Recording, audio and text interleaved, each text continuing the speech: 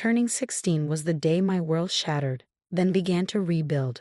The rain lashed against the windows of our suburban house, its relentless rhythm mirroring the storm inside. Victoria, my sister, leaned casually in the corner, her lips curling into a smirk as our parents delivered the devastating news. "Rachel," Mom began, her voice devoid of warmth, "we've decided it's time for you to leave." She said it as though announcing a minor inconvenience, not exiling her own daughter. "You're not like Victoria. You're not college material, and we can't keep wasting resources on a lost cause." Dad remained hidden behind his newspaper, as detached as ever. Meanwhile, Victoria stepped forward, the sharp click of her designer heels punctuating the silence. "Don't take it too hard, little sister," she cooed, her fox sympathy unmistakable. "Maybe you'll find work as a janitor. That seems more your speed." I stood frozen, my backpack clutched tightly, trying to comprehend their cruelty. The signs had been there all along. Forgotten birthdays, constant comparisons, and praise heaped on Victoria while my efforts went unnoticed.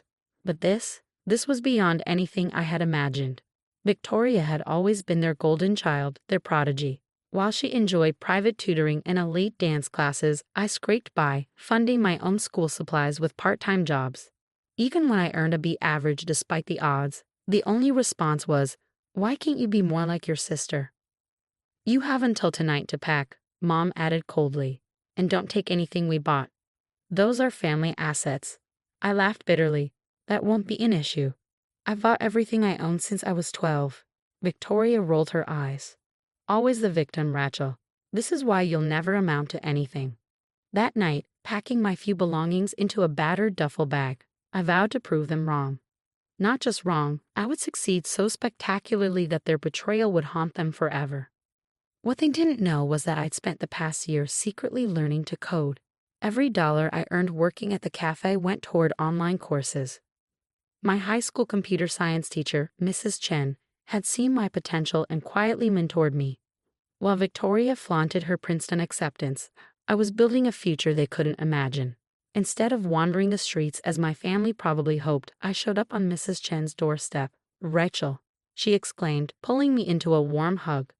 "Come in, you're safe here." The Chens welcomed me like family, their modest home becoming my sanctuary. Mrs. Chen nurtured my talent, while her husband James, who worked in tech recruitment, helped me secure an internship. From there, I poured every ounce of myself into learning, coding, and growing.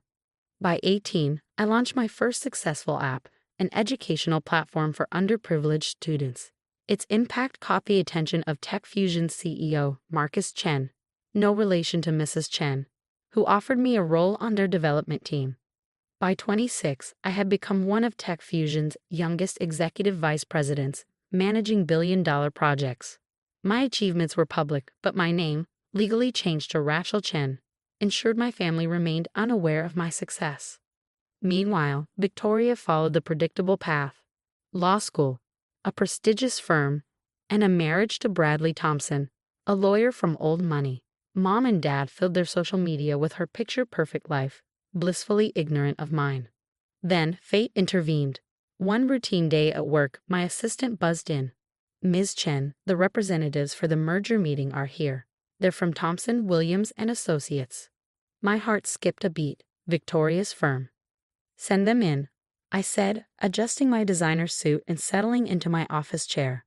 The door opened and there she was, Victoria, poised and polished, followed by Bradley and their colleagues. The moment her eyes met mine, her expression faltered. Her Hermes bag slipped from her hand, hitting the floor. "Rachel?" she whispered, stunned. "How?" I smiled coolly. "Welcome to TechFusion. Shall we discuss the merger?"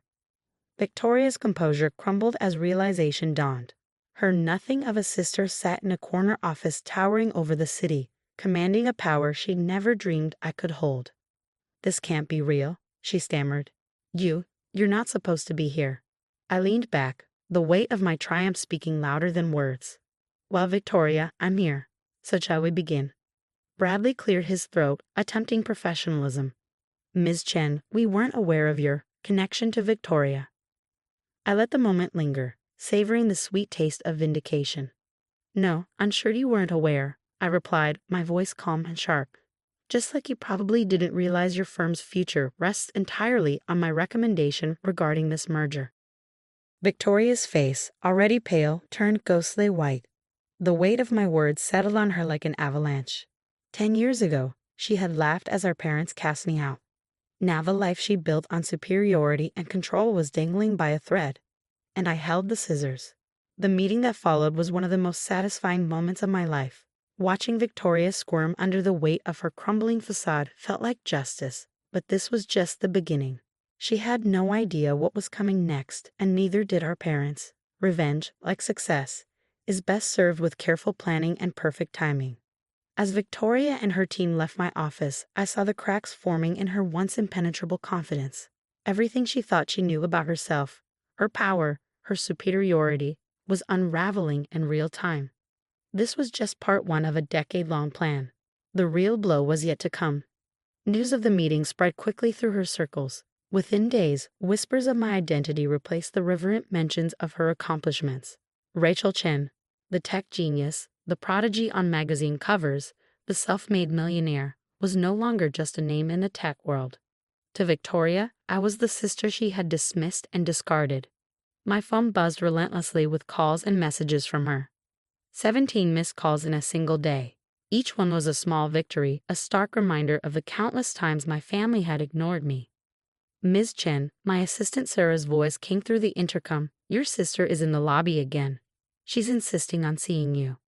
I glanced at my Rolex, a symbol of how far I'd come from that 16-year-old girl in thrifted clothes. "Let her wait," I replied smoothly. "I have more pressing matters to attend to." Those pressing matters included signing the final paperwork for Tech Fusion's acquisition of Thomson Williams and Associates. But not through the merger they desperately sought. This was a hostile takeover, a decisive end to their firm as they knew it.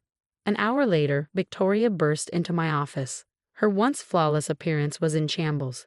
Her suit wrinkled, her mascara streaked from tears. "Rachel, please," she began, her voice trembling. "You have to talk to me. The merger, our firm depends on it." I leaned back in my chair, letting the moment stretch. "Interesting.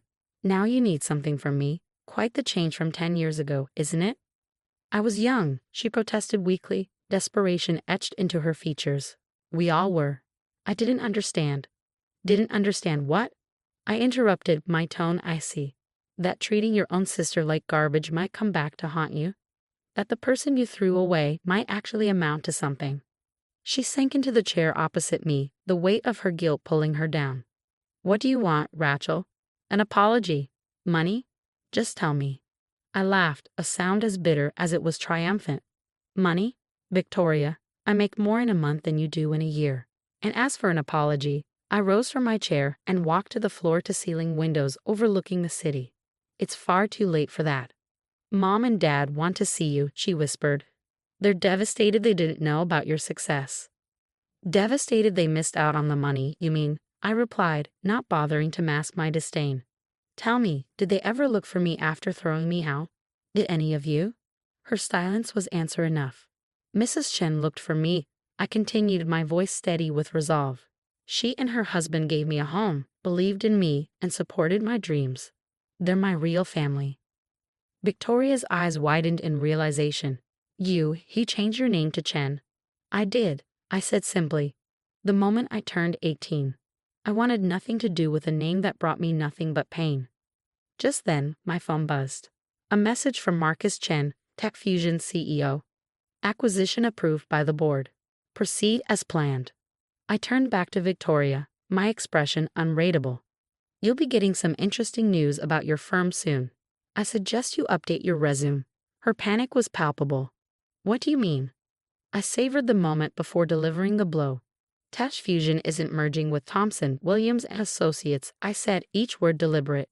"We're buying it, and our first order of business is restructuring the management team." The blood drained from her face as the implications sank in. "You can't do this. Bradley's family, their connections."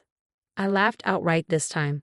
"Bradley's country club connections. Victoria, I have dinner with senators and tech billionaires. His world is nothing compared to mine." As if on cue, her phone buzzed. Bradley's name lit up the screen. The news was spreading like wildfire. This isn't just about me, she pleaded, her voice cracking. Think about the employees, their families. Don't lecture me about caring for others, I said sharply. Unlike our parents, I don't punish innocent people for someone else's mistakes. The employees will be taken care of, but the senior partners who perpetuated that toxic culture, they're out. She stood shakily, her entire world collapsing around her. Mom and Dad will be at my house tonight, she said, her voice barely above a whisper. They want to make things right.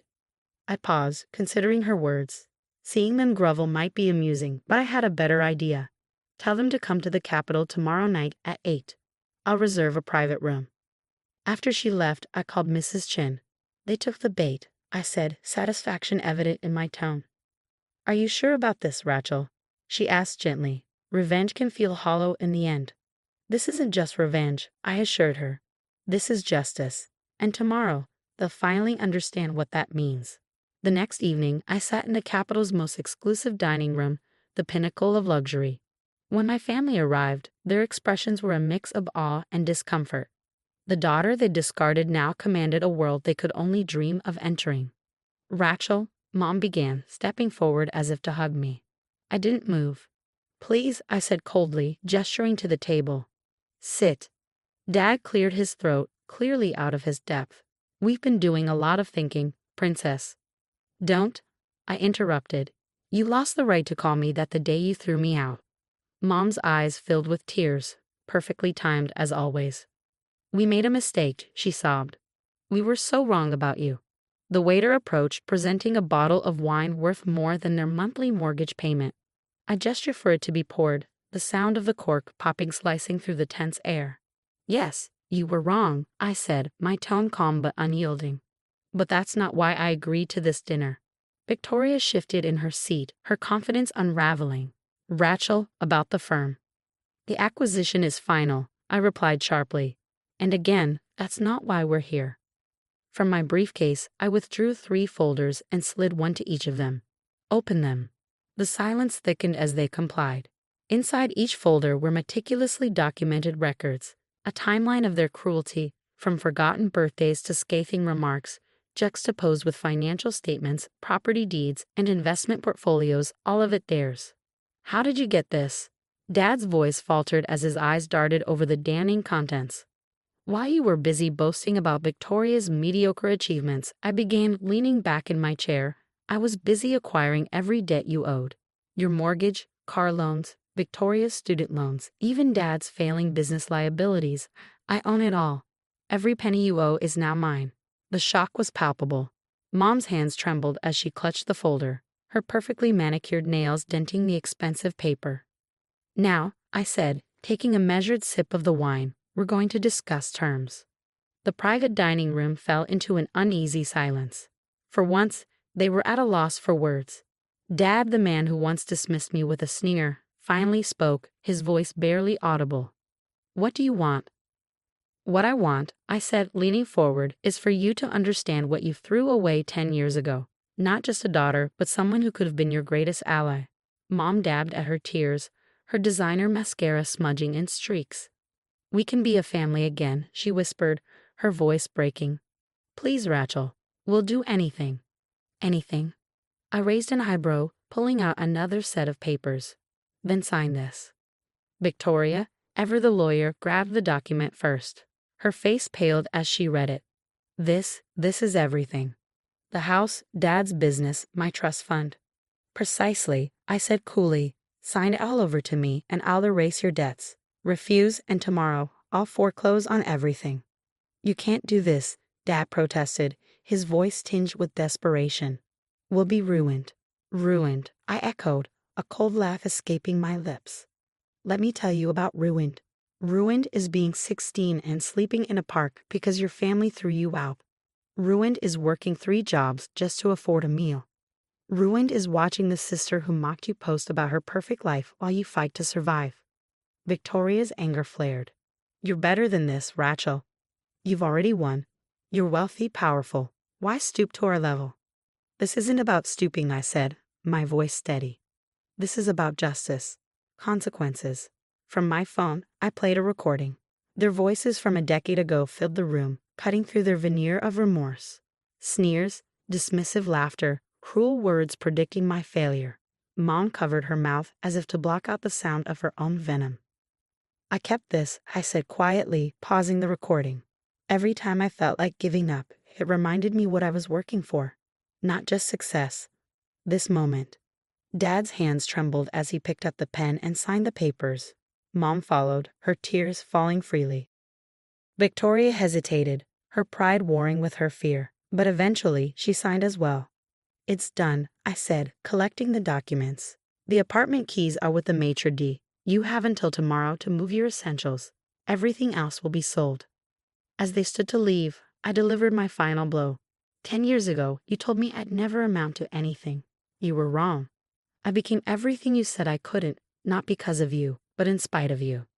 Victoria paused at the door, her voice fragile. "Will we ever see you again?" I considered her question. "That depends on whether you learn from this." After they left, Mrs. Chen entered the room, her warm smile a balm to my hardened exterior. She hugged me tightly. "Are you okay, sweetheart?" For the first time in 10 years, I said, my voice lighter, "I think I am." The next morning, I watched movers dismantle my old family home. Piece by piece, Victoria's perfect life unraveled. Dad's business was already undergoing restructuring, and Mom's social circle buzzed with the scandal of their fall from grace. But revenge wasn't my ultimate goal. I had something bigger in mind. The following week, I announced the creation of the Chen Foundation for Youth Empowerment. Its mission, to support abandoned and struggling teens, giving them the tools to rewrite their own stories. When I unveiled the foundation headquarters to Mrs. Chen, she cried. "This," she said, her voice thick with pride, "is your real victory, turning pain into purpose." She was right. The legacy I was building wasn't born from vengeance, but from hope. Each teenager who walked through the foundation's doors would find the support I once needed and received from the Chens. Months later, a letter arrived from Victoria. She wrote about her new life, working as a paralegal, living in a modest apartment, and finally understanding the value of humility. I didn't respond. Instead, I anonymously donated to the legal aid clinic where she worked, ensuring they could continue helping others. Success, I realized, wasn't just about proving my family wrong. It was about proving to myself that resilience could triumph over cruelty. My biological family may have abandoned me, but their rejection had forged me into someone unstoppable. Someone who not only survived but thrived and used that success to lift others. In the end, I had gained something far more valuable than revenge. I had found freedom, purpose, and an unshakable peace. The girl they threw away had become the woman they could never be, happy, fulfilled, and whole.